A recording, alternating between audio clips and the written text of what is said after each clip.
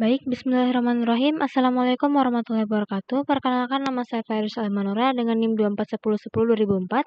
Di sini izinkan saya untuk mempresentasikan izinkan saya untuk menjelaskan konsep ekonomi dalam Islam, korupsi dalam perspektif Islam, dampak korupsi, dan juga solusi. Konsep ekonomi dalam Islam adalah menggabungkan nilai spiritual dan moral. Semua kegiatan ekonomi berlandaskan prinsip keadilan, kejujuran, larangan riba. Ayat yang dipakai untuk menjelaskan konsep ekonomi dalam Islam adalah Al-Jumu'ah ayat 9 yang memiliki arti, wahai orang-orang yang beriman, apabila telah diseru untuk melaksanakan sholat pada hari Jumat, maka segeralah kamu mengingat Allah dan tinggalkanlah jual beli. Bila sholat telah dilaksanakan, maka bertebaranlah kamu di bumi. Carilah karunia Allah dan ingatlah Allah.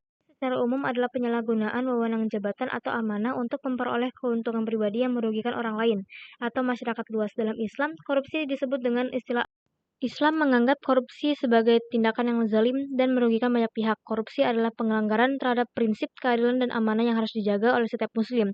Perbuatan ini 188 menjelaskan, dan janganlah kamu makan harta di antara kamu dengan jalan yang batil, dan janganlah kamu menyuap dengan harta itu kepada para hakim dengan maksud agar kamu dapat memakan sebagian harta orang lain. Yang pertama adalah korupsi sebagai perbuatan keji dan dosa besar. Dalam Islam, korupsi dipandang sebagai perbuatan keji yang merusak tatanan kehidupan dan termasuk dalam kategori dosa. Disebut sebagai fasad atau kerusakan yang mengancam jiwa dan harta banyak orang serta menimbulkan kerusakan di bumi. Perbuatan ini merupakan pengkhianatan terhadap amanah yang harus dihindari oleh setiap muslim. Kedua adalah merugikan orang lain dan masyarakat. Korupsi adalah tindakan mengambil keuntungan pribadi dari harta, waktu, atau wewenang yang bukan haknya, sehingga merugikan orang lain dan masyarakat. Mengajarkan untuk menghapus sikap yang merugikan orang lain agar umat manusia dapat hidup dengan baik, bermartabat.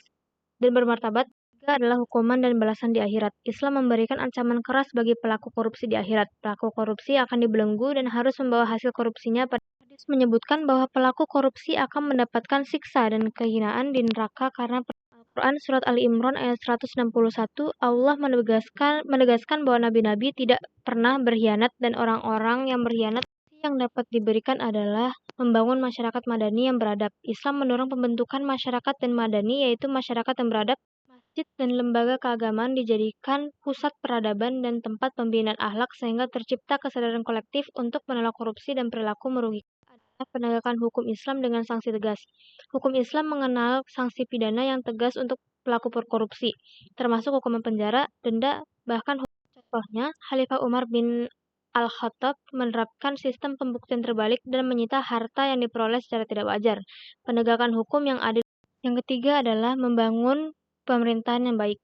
Islam menekankan pentingnya pemerintahan yang bersih, transparan, dan penerapan prinsip good governance, termasuk sistem pengawasan yang ketat dan sanksi tegas bagi pelaku korupsi, sangat diperlukan untuk mencegah korupsi.